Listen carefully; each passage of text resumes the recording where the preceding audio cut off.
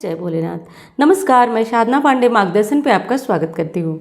दोस्तों, आज हम सुनेंगे श्रावण महात्म्य का 16वां अध्याय। 16वें अध्याय में कुछ विशेष चीजें जानेंगे, कुछ विशेष व्रत के बारे में जानेंगे। तो चलिए, सबसे पहले श्री गणेश जी का ध्यान करिए। गौरी शंकर गणेश का, शिव शंकर पार्वती का ध्यान करते हुए इस कथा को प्रारंभ करते हैं। ईश्वर बोले, हे सनत कुमार, अब मैं शीतला सप्तमी व्रत को कहूँगा। श्रावण मास में शुक्ल पक्ष की सप्तमी तिथि को यह व्रत करना चाहिए। सबसे पहले दीवार पर एक वापी का आकार बनाकर अशरीरी संज्ञक दिव्य रूप वाले 7 जल देवताओं को 2 बालकों से युक्त संज्ञक पुरुष नारी एक और एक घोड़ा तथा एक वृषभ तथा नर वाहन सहित पालकी भी उसे बनाकर दे। इसके बाद 16 उपचारों में 7 जल देवताओं की पूजा होनी चाहिए। इस व्रत के साधन में ककड़ी और दधी ओदन का नैवेद्य अर्पित करना चाहिए। इसके बाद नैवेद्य के पदार्थों में से ब्राह्मण को वायन देना चाहिए। इस प्रकार 7 वर्ष तक इस व्रत को करने के बाद इस व्रत का उद्यापन करना चाहिए। इस व्रत में प्रत्येक 7 वर्ष 7 सुवासिनियों को भोजन कराना चाहिए। जल देवताओं की प्रतिमाएं एक स्वर्ण पात्र में रखकर बालकों सहित एक दिन पहले संध्या काल में भक्तिपूर्वक उनकी पूजा करना चाहिए। प्रातःकाल सबसे पहले ग्रह होम करके देवताओं के निमित्त चरु से होम करना चाहिए। जिससे पहले इस व्रत को किया, जो उसे फल प्राप्त हुआ वो आप सुनिए। सौराष्ट्र देश में शोभन नाम का एक नगर था। उसमें सभी धर्मों के प्रति निष्ठा रखने वाला एक साहूकार रहता था। उसने जल रहित तथा अत्यंत निर्जन वन में बहुत पैसा खर्च करके शुभ तथा मनोहर सीढ़ियों से युक्त पशुओं को जल पिलाने के लिए सरलता से उतरने चढ़ने योग्य दृढ़ पत्थरों से बनी हुई तथा लंबे समय तक टिकने वाली एक बावली बनवाई। उस बावली के चारों ओर थके राहगीरों के विश्राम के लिए अनेक प्रकार के वृक्षों से शोभायमान एक बाग लगवाया। लेकिन वह बावली सूखी ही रहती थी, उसमें एक बूंद भी पानी नहीं आया। साहूकार सोचने लगा कि यह मेरा प्रयास जो है वो व्यर्थ चला गया, धन भी व्यर्थ खर्च हो गया। इसी चिंता में वह विचार करता हुआ साहूकार रात में वहीं सो गया। तब रात्रि में उसके स्वप्न में जल देवता आए और उन्होंने कहा कि हे धनद, जल के आने का बहुत उपाय तुमने किया। अब सुनो, यदि तुम हम लोगों के लिए आदरपूर्वक अपने पौत्र की बलि दे दो, उसी समय तुम्हारी यह बावली भर जाएगी। यह सपना देखकर साहूकार ने सुबह अपने पुत्र को बताया। उसके पुत्र का नाम द्रविड़ था और वह भी धर्म कर्म में आस्था रखने वाला था। वह कहने लगा, आप मुझ जैसे पुत्र के पिता हैं, यह धर्म का कार्य है, इसमें आपको ज़्यादा विचार ही नहीं करना चाहिए। यह धर्म ही है जो स्थिर रहेगा और पुत्र आदि सब नश्वर हैं। अल्प मूल्य से महान वस्तु प्राप्त हो रही है, अतः यह क्रय अति दुर्लभ है, इसमें लाभ ही लाभ है। शीतांशु और चंडासु ये 2 मेरे पुत्र हैं। इनमें से शीतांशु नामक जो ज्येष्ठ पुत्र है, उसकी बलि बिना कुछ विचार किए आप दे दे। लेकिन पिताजी, घर की स्त्रियों को यह रहस्य कभी ज्ञात नहीं होना चाहिए। उसका उपाय यह है कि इस समय मेरी पत्नी गर्भ से है और उसका प्रसव काल भी निकट है, जिसके लिए वह अपने पिता के घर जाने वाली है। छोटा पुत्र भी उसके साथ जाएगा। हे तात, उस समय यह कार्य निर्विघ्न रूप से संपन्न हो जाएगा। पुत्र की बात सुन करके उस पिता को अत्यंत हर्ष हुआ और पिता बोले, हे पुत्र, तुम धन्य हो और मैं भी धन्य हूँ जो ऐसे पुत्र का पिता बना। इसी बीच सुशीला के घर से उसके पिता का बुलावा आ गया और वह जाने लगी।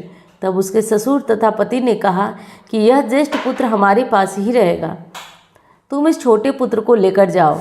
इस पर उसने ऐसा ही किया।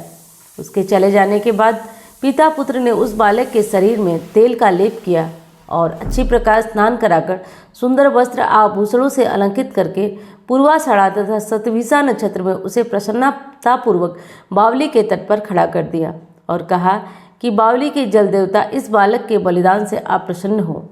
इसी समय वह बावली अमृत तुल्य जल से भर गई। वे दोनों पिता पुत्र शोक व हर्ष से युक्त होकर घर की ओर चले आए। सुशीला ने अपने घर में तीसरे पुत्र को जन्म दिया और 3 महीने बाद जाने अपने घर को निकल पड़ी। मार्ग में आते समय वह बावली के पास पहुंची और उस बावली को जल से भरा हुआ देखकर वह बहुत आश्चर्य में पड़ गई। उसने उस बावली में स्नान किया और कहने लगी कि मेरे ससुर का परिश्रम व धन का व्यय सफल हुआ। उस दिन श्रावण मास के शुक्ल पक्ष की सप्तमी तिथि थी। सुशीला ने शीतला सप्तमी नामक शुभ व्रत रखा। उसने वही चावल पकाए और दही भी ले गई थी। इसके बाद जल देवताओं को विधिवत पूजन करके दही भात तथा ककड़ी का फल नैवेद्य में अर्पित किया तथा ब्राह्मणों को वायन देकर साथ के लोगों के साथ मिलकर नैवेद्य का अन्न ग्रहण किया। उस समय शीला का ग्राम 1 योजन दूरी पर स्थित था। कुछ समय वह सुंदर पालकी में बैठ दोनों पुत्रों के साथ वहां से चल पड़ी। वे जल देवता कहने लगे कि हमें इसका पुत्र जीवित करके इसे वापस करना चाहिए, क्योंकि इसने हमारा व्रत किया है। साथ ही यह उत्तम बुद्धि रखने वाली स्त्री है। इस व्रत के प्रभाव से इसे नूतन पुत्र देना चाहिए। पहले उत्पन्न पुत्र को यदि हम ग्रहण किए रह गए तब हमारी प्रसन्नता का फल ही क्या। आपस में ऐसा कहकर उन दयालु जल देवताओं ने बावली में से उसको पुत्र को बाहर निकालकर माता को दिखा दिया और फिर उसे विदा कर दिया। बाहर निकलकर वह पुत्र माता माता पुकारता हुआ अपनी माता के पीछे दौड़ा। उसने पुत्र का शब्द सुनकर उसके पीछे मुड़कर देखा। वहाँ उसके पुत्र को देखकर मन ही मन आश्चर्य हुआ। उसकी गोद में बिठाए उसने उसका माथा सूंघा, किंतु यह डर जाएगा, इस विचार से उसने पुत्र से नहीं पूछा। वह अपने मन में सोचने लगी कि यदि इसे चोर उठा लाए तो यह आभूषण से युक्त कैसे हो सकता है, और यदि पूरा पिशाचों ने इसे पकड़ लिया तो दोबारा छोड़ क्यों दिया। घर में संबंधी जंतु चिंता के समुद्र में डूबे होंगे। इस प्रकार सुशीला सोचती हुई नगर के द्वार पर आ गई। लोग कहने लगे, सुशीला आई है। यह सुनकर पिता पुत्र अत्यंत चिंता में पड़ गए। न जाने क्या कहेगी और उसके पुत्र के बारे में हम क्या जवाब देंगे। इसी बीच वह तीनों पुत्रों के साथ लेकर आ गई। तब ज्येष्ठ बालक को देखकर सुशीला के ससुर तथा पति घोर आश्चर्य में पड़ गए और वो आनंदित भी हुए। वे कहने लगे, हे सुमिश्चिते, तुमने कौन सा पुण्य कर्म किया है अथवा कौन सा व्रत किया था। हे भामिनी, तुम पतिव्रता हो, धन्य हो, पुण्यवती हो। इस शिशु को मरे हुए 2 माह बीत चुके थे और तुमने इसे फिर से प्राप्त कर लिया, और वह बावली भी जल से परिपूर्ण है।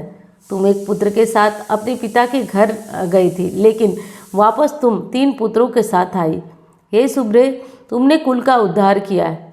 हे शुभानने, मैं तुम्हारी कितनी प्रशंसा करूं। इस प्रकार ससुर ने उसकी प्रशंसा की। पति ने उसे प्रेमपूर्वक देखा और सास ने उसे आनंदित किया। उसके बाद उसने मार्ग में पुण्य का समस्त वृत्तांत बताया। अंत में उन दोनों ने मनवांछित सुखों को उपभोग कर आनंद प्राप्त किया।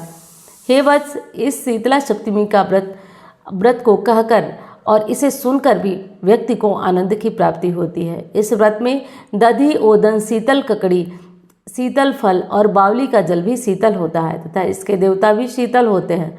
अतः शीतला सप्तमी का व्रत करने वाले तीनों प्रकार के तापों संतापों से शीतल हो जाते हैं। इसी कारण से यह शीतला सप्तमी का व्रत यथार्थ नाम है, शीतला सप्तमी। इस प्रकार से स्कंद पुराण के अनुसार ईश्वर सनत कुमार संवाद में श्रावण मास महात्म्य में शीतला सप्तमी व्रत कथन नामक 16वां अध्याय पूर्ण हुआ।